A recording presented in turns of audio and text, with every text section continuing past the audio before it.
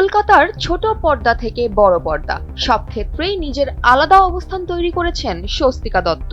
একের পর এক চরিত্রে নিজেকে ভেঙে নতুন ভাবে গড়ছেন তিনি। ব্যস্ততার মাঝেই শেষ করেছেন ওয়েব সিরিজ ও সিনেমার শুটিং। আর তারই ধারাবাহিকে এবার এলো নতুন চমক। মুক্তির অপেক্ষায় রয়েছে তার বহুল আলোচিত সিরিজ খুঁজেছি তোকে রাত বিরাতে। এই সিরিজে স্বস্তিকা এক ফ্রেমে হাজির হচ্ছেন গৌরব চক্রবর্তী এবং অনিন্দ্য সেনগুপ্তর সঙ্গে। প্রেম, দ্বন্দ্ব আর রহস্যে ঘেরা এই গল্প নিয়ে ইতোমধ্যে শুরু হয়েছে দর্শকদের কৌতূহল।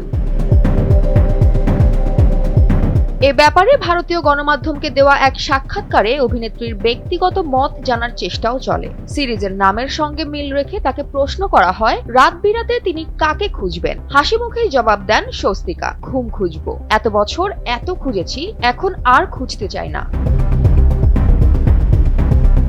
ব্যস্ত শিডিউল হলেও অনিয়মিত জীবনযাপন মোটেও পছন্দ করেন না স্বস্তিকা। তিনি বলেন, পর্যাপ্ত ঘুম আর নিয়মিত খাওয়া দাওয়া এগুলোই এখন তার সবচেয়ে বড় অগ্রাধিকার। কিন্তু দর্শকদের আগ্রহ অন্য জায়গায়। নতুন প্রেম কি আসছে স্বস্তিকার জীবনে? এ নিয়ে আগ্রহের শেষ নেই তার ভক্তদের। এ ব্যাপারে স্বস্তিকার জবাব ছিল আরো সরল ও চমকপ্রদ। তিনি বলেন, খুব প্রেম করতে ইচ্ছে করছে, কিন্তু আর নয়, কারণ প্রেম করলে কাজে মন বসে না।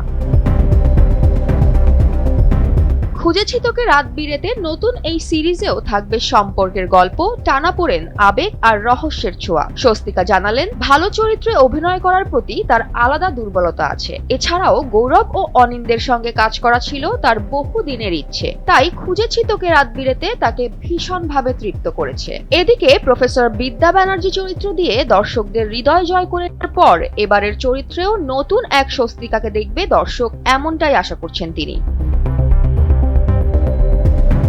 কলকাতার শিল্প অঙ্গনে নতুন ট্রেন্ড, নতুন চরিত্র আর নতুন আবেগের গল্প নিয়ে আবারও হাজির হচ্ছেন স্বস্তিকা। এবার দেখার অপেক্ষা দর্শক তার এই নতুন রূপকে কতটা গ্রহণ করেন।